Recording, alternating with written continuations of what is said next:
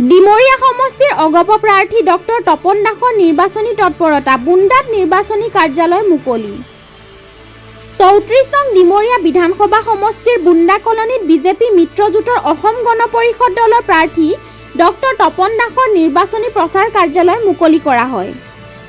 অনুষ্ঠানৰ লগত সংগতি ৰাখি অনুষ্ঠিত কৰা সভাত ডিমৰীয়াবাসী ৰাইজে এনডিএৰ চৰকাৰ পক্ষত ভোটাধিকাৰ সাব্যস্ত কৰিব বুলি তেওঁ আশাবাদী বুলি মন্তব্য কৰে।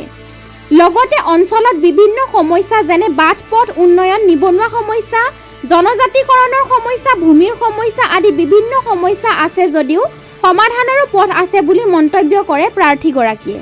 ডিমৰীয়াত নতুনত্ব হ'বই, নতুনত্ব আহিব, যিহেতু নৱগঠিত ডিমৰীয়া। এই নৱগঠিত ডিমৰীয়াত আমাৰ সন্মানীয় মুখ্যমন্ত্ৰী ডক্টৰ হিমন্ত বিশ্ব শৰ্মা ডাঙৰীয়াই যিধৰণে উন্নয়ন কৰিছে, সেই উন্নয়নৰ ধাৰাত নৱ ডিমৰীয়াবাসী ৰাইজে মুখ্যমন্ত্ৰী ডাঙৰীয়াক আশীৰ্বাদ দিব, লগতে আমিও আমাকো আশীৰ্বাদ দিব।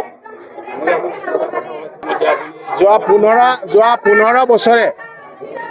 15টা বছৰে ৰাইজৰ সুখে দুখে, বানপানী হওক, কৰোণাৰ সময়ত বিয়া হওক, মানুহৰ মৃত্যু হওক, জন্ম হওক, তুলনি বিয়া হওক, প্ৰতিটো ক্ষেত্ৰত ৰাইজৰ প্ৰতিটো মুহূৰ্তত ৰাইজৰ অন্তৰে অন্তৰে আছে ডিমৰীয়াবাসী ৰাইজৰ। আৰু লোকেল চালানীৰ কথা মই ক'ব বিচৰা নাই, মই উন্নয়নৰ কথাহে ক'ব বিচাৰিছোঁ। লোকেল চালানীৰ কথা ক'লে মোৰো খেতিত ঘৰ আছে, তেওঁৰো খেতিত ঘৰ আছে। প্ৰতিদ্বন্দ্বীৰ কথা মই ক'বলৈ যোৱা নাই, মই উন্নয়নৰ কথাহে ক'ব গৈছোঁ।